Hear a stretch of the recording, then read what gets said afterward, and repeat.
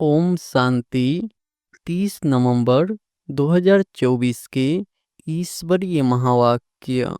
पहले एक नज़र मुरली के मुख्य पॉइंट पर। बाबा ने कहा, श्रीमत पर चले व न चले, टीचर का सुने व न सुने, अपने लिए ही कल्याण व अकल्याण करते हैं। नहीं पढ़ेंगे तो जरूर फेल होंगे। रावण राज्य में तुम्हारे पर पाप तो बहुत चढ़े हुए हैं। विकार में जाने से ही पाप आत्मा बनते हैं। पुण्य आत्मा और पाप आत्मा जरूर होते हैं। बच्चे सर्विस करने लायक है तो बच्चों को ही जाना चाहिए। मनुष्य तो दिन प्रतिदिन असुर बनते जाते हैं। पहचान न होने के कारण बकवास करने में भी देरी नहीं करते हैं। जंगल तरफ ले जाने वाला है रावण। तुम माया से हार खाते हो, रास्ता भूल जाते हो, तो फिर उस जंगल के कांटे बन जाते हो। वह फिर स्वर्ग में देरी से आएंगे। और फिर बाबा ने कहा, स्वर्गवासी जो बनते हैं उनको कहेंगे अच्छे पास। त्रेता वाले नापास गिने जाते हैं। तुम नरकवासी से स्वर्गवासी बनते हो। तकदीर में नहीं है तो कितना भी जोड़ देते फूल बनाने का, परंतु बनते नहीं। अक भी फूल होता है। बाप भी कहते हैं मेरे बनकर फिर माया का बन जाते हैं तो उनको भी ट्रेटर कहा जाता है। उनकी चलन ही ऐसी हो जाती है। सतयुग के सुख है ही भारत के भाग्य में। वह तो आते ही बाद में है, जब भक्ति मार्ग शुरू होता है। और फिर लास्ट में बाबा ने कहा, माया कितनी प्रबल है, मनुष्यों में कितना अज्ञान भर गया है। अज्ञान के कारण बाप को भी सर्वव्यापी कह देते हैं। देह अभिमान के कारण सच नहीं बतलाते हैं तो वह भी विकर्म बन जाता है। सच बताना चाहिए ना, नहीं तो बहुत सजा खानी पड़ती है। गर्भ जेल में भी बहुत सजा मिलती है। बाप कितना मुलायम बच्चे मिसल हो चलते हैं, क्योंकि ड्रामा पर चलते रहते हैं। कहेंगे जो हुआ ड्रामा की भाभी। जितना सच्चाई पर चलते हैं उतनी रक्षा होती है। झूठे की रक्षा नहीं होती, उनकी तो फिर सजा कायम हो जाती है। सर्जन से छिपाते हैं, छिपाने से बीमारी छूटेगा नहीं। जितना छिपाएंगे उतना गिरते ही रहेंगे। भूत तो सब में है ना। बाबा तो बार बार समझाते हैं, सिर्फ बाबा के सिवाय कोई देहधारी को याद नहीं करना है। और अब सुनते हैं महावाक्यों को विस्तार से। मुरली का सार है, मीठे बच्चे संसोज फादर। मन मत को छोड़ श्रीमत पर चलो, तब बाप का शो कर सकेंगे। प्रश्न है, किन बच्चों की रक्षा बाप जरूर करते ही है? उत्तर है, जो बच्चे सच्चे हैं उनकी रक्षा जरूर होती है। अगर रक्षा नहीं होती है तो अंदर में जरूर कोई न कोई झूठ होगा। पढ़ाई मिस करना, संशय में आना, मानो अंदर में कुछ न कुछ झूठ है। उन्हें माया अंगुरी मार देती है। दूसरा प्रश्न है, किन बच्चों के लिए माया चुंबक है? उत्तर है, जो माया की खूबसूरती की तरफ आकर्षित हो जाते हैं उन्हों के लिए माया चुंबक है। श्रीमत पर चलने वाले बच्चे आकर्षित नहीं होंगे। ओम शांति। रूहानी बाप बैठ रूहानी बच्चों को समझाते हैं। यह तो बच्चों ने निश्चय किया है। रूहानी बाप हम जरूर रूहानी बच्चों को पढ़ाते हैं। जिसके लिए ही गायन है, आत्माएं परमात्मा अलग रहे बहुकाल।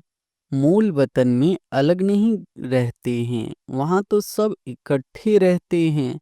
अलग रहते हैं तो जरूर आत्माएं वहाँ से बिछड़ती है। आकर के अपना अपना पाठ बजाती है।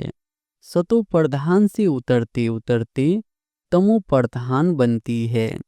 बुलाते हैं पतित पावन आकर हमको पावन बनाओ। बाप भी कहते हैं हम हर 5,000 वर्ष के बाद आते हैं। यह सृष्टि का चक्र ही 5,000 वर्ष है। आगे तुम यह नहीं जानते थे, सिर्फ बाबा समझाते हैं तो जरूर कोई तन द्वारा समझाएंगे, ऊपर से कोई आवाज तो नहीं करते हैं। शक्ति व प्रेरणा आदि की कोई बात नहीं। तुम आत्मा शरीर में आकर वार्तालाप करती हो। वैसे बाप भी कहते हैं मैं भी शरीर द्वारा डायरेक्शन देता हूँ, फिर उस पर जो जितना चलते हैं अपना ही कल्याण करते हैं। श्रीमत पर चले व न चले, टीचर का सुने व न सुने, अपने लिए ही कल्याण व अकल्याण करते हैं। नहीं पढ़ेंगे तो जरूर फेल होंगे, यह भी समझाते रहते हैं। सिर्फ बाबा से सीखकर फिर औरों को सिखलाना है। फादर सोज सन, जिस्मानी फादर की बात नहीं, यह है रूहानी बाप। यह भी तुम समझते हो, जितना हम श्रीमत पर चलेंगे उतना वर्षा पाएंगे। पूरा चलने वाले ऊंच पद पाएंगे, नहीं चलने वाले ऊंच पद नहीं पाएंगे। बाप तो कहते हैं मुझे याद करो तो तुम्हारे पाप कट जाए। रावण राज्य में तुम्हारे पर पाप तो बहुत चढ़े हुए हैं। विकार में जाने से ही पाप आत्मा बनते हैं। पुण्य आत्मा और पाप आत्मा जरूर होते हैं। पुण्य आत्मा के आगे पाप आत्माएं जाकर माथा टेकती है। मनुष्यों को यह पता नहीं है कि देवताएं जो पुण्य आत्मा है वही फिर पुनर्जन्म में आते आते पाप आत्मा बनते हैं। वह तो समझते हैं यह सदैव पुण्य आत्मा है। बाप समझाते हैं पुनर्जन्म लेते लेते सतो प्रधान से तमो प्रधान तक आते हैं। जब बिल्कुल पाप आत्मा बन जाते हैं तो फिर पाप को बुलाते हैं। जब पुण्य आत्मा है तो याद करने की दरकार नहीं रहती। तो यह तुम बच्चों को समझाना है, सर्विस करनी है। बाप तो नहीं जाकर सबको सुनाएंगे। बच्चे सर्विस करने लायक है तो बच्चों को ही जाना चाहिए। मनुष्य तो दिन प्रतिदिन असुर बन जाते हैं। पहचान न होने के कारण बकवास करने में भी देरी नहीं करते हैं। मनुष्य कहते हैं गीता का भगवान श्री कृष्ण है। तुम समझाती हो वह तो देहधारी है, उनको देवता कहा जाता है। श्री कृष्ण को बाप नहीं कहेंगे। यह तो सब फादर को याद करते हैं ना। आत्माओं का फादर तो दूसरा कोई होता नहीं। यह प्रजापिता ब्रह्मा भी कहते हैं निराकार फादर को याद करना है। यह कारपोरियल फादर को कहा जाता है। समझाया तो बहुत जाता है, कई पूरा न समझकर उल्टा रास्ता ले जंगल में जाकर पड़ते हैं। बाप तो रास्ता बताते हैं स्वर्ग में जाने का, फिर भी जंगल तरफ चले जाते हैं। बाप समझाते हैं तुमको जंगल तरफ ले जाने वाला है रावण। तुम माया से हार खाते हो, रास्ता भूल जाते हो तो फिर उस जंगल के कांटे बन जाते हो। वह फिर स्वर्ग में देरी से आएंगे। यहाँ तुम आए ही हो स्वर्ग में जाने का पुरुषार्थ करने। त्रेता को भी स्वर्ग नहीं कहेंगे। 25% कम हुआ ना। तुम यहाँ आए ही हो पुरानी दुनिया छोड़ नई दुनिया में जाने। त्रेता को नई दुनिया नहीं कहेंगे। नापास वहाँ चले जाते हैं क्योंकि रास्ता ठीक पकड़ते नहीं, नीचे ऊपर होते रहते हैं। तुम महसूस करते हो जो याद होनी चाहिए वह नहीं रहती। स्वर्गवासी जो बनते हैं उनको कहेंगे अच्छे पास।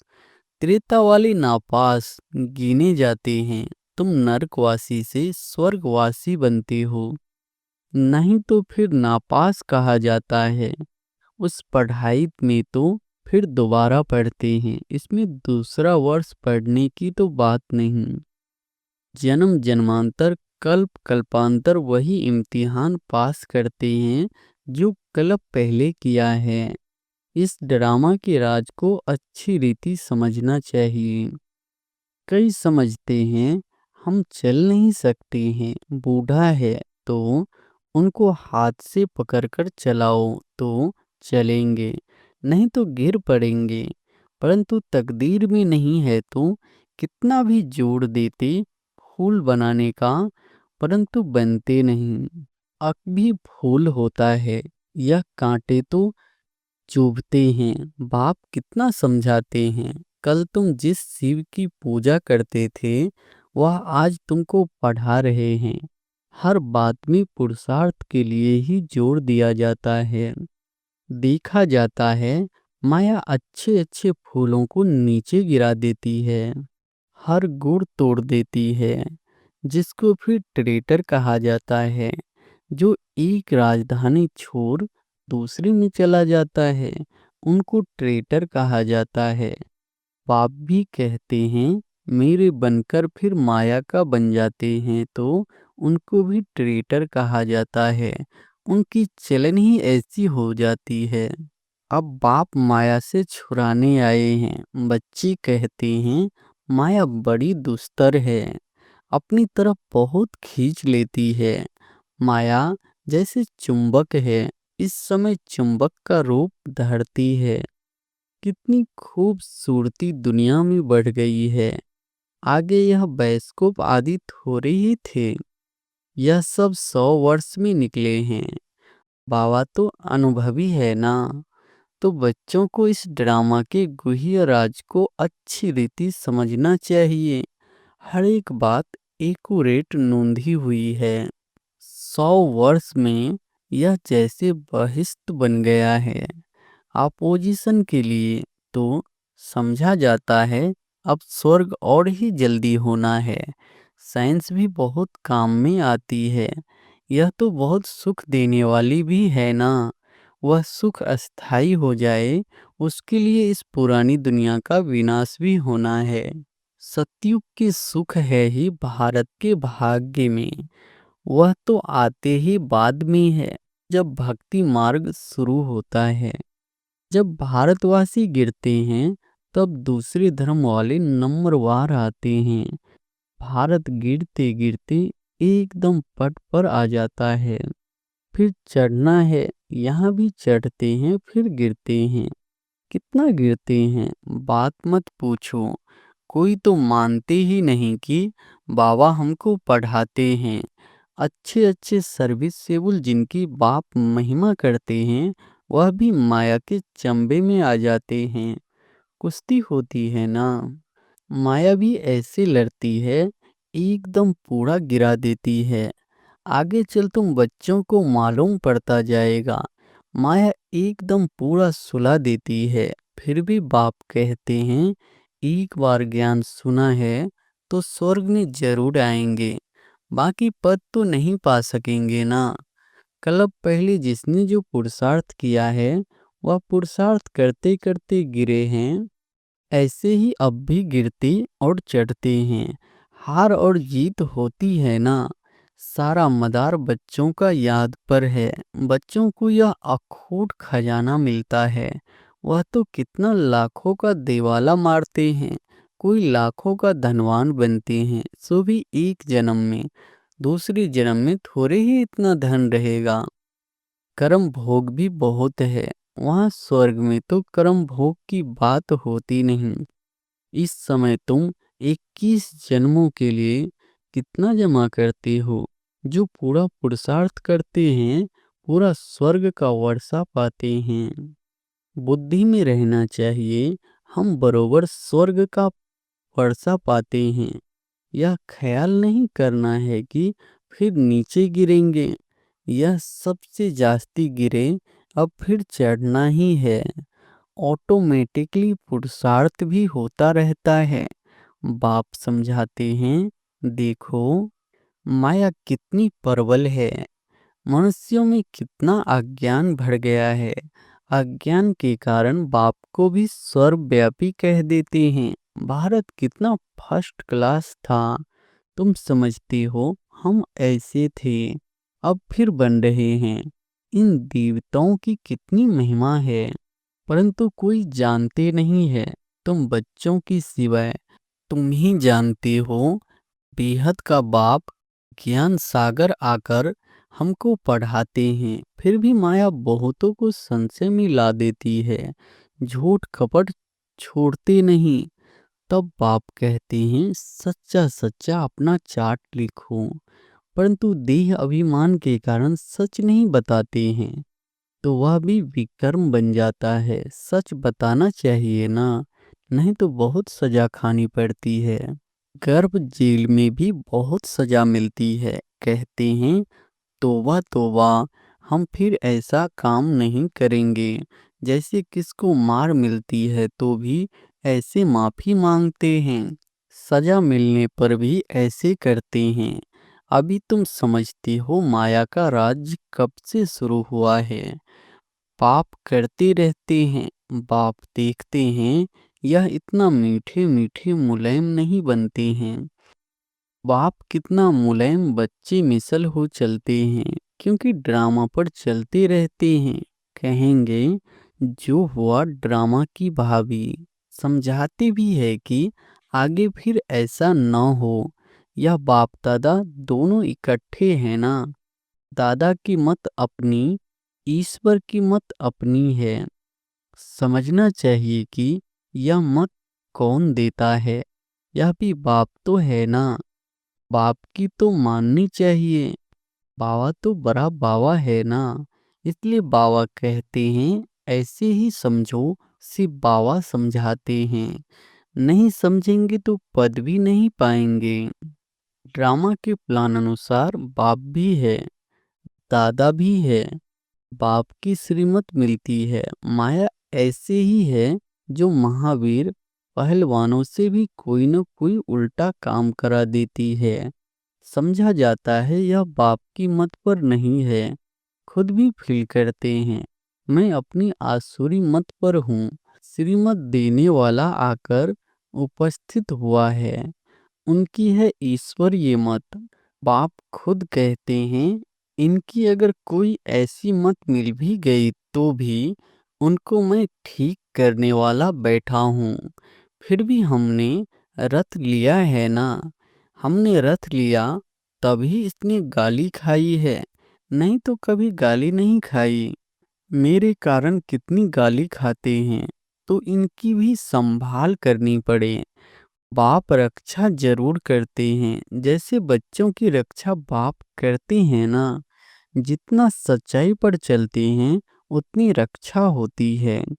झूठे की रक्षा नहीं होती, उनकी तो फिर सजा कायम हो जाती है। इसलिए बाप समझाते हैं, माया तो एकदम नाक से पकड़कर खत्म कर देती है।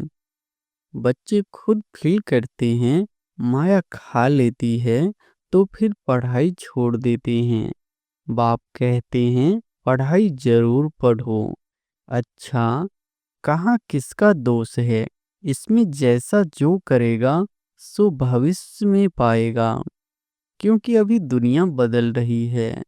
माया ऐसे अंगुड़ी मार देती है, जो वह खुशी नहीं रहती है। फिर चिल्लाते हैं, बाबा पता नहीं क्या होता है। युद्ध के मैदान में बहुत खबरदार रहते हैं कि कहाँ कोई अंगुड़ी न मार दे। फिर भी जास्ती ताकत वाले होते हैं तो दूसरे को गिरा देते हैं, फिर दूसरे दिन पर रखते हैं। या माया की लड़ाई तो अंत तक चलती रहती है, नीचे ऊपर होते रहते हैं। कई बच्चे सच नहीं बताते हैं, इज्जत का बहुत डर है। पता नहीं बाबा क्या कहेंगे। जब तक सच बताया नहीं है तब तक आगे चल न सके, अंदर में खटकता रहता है।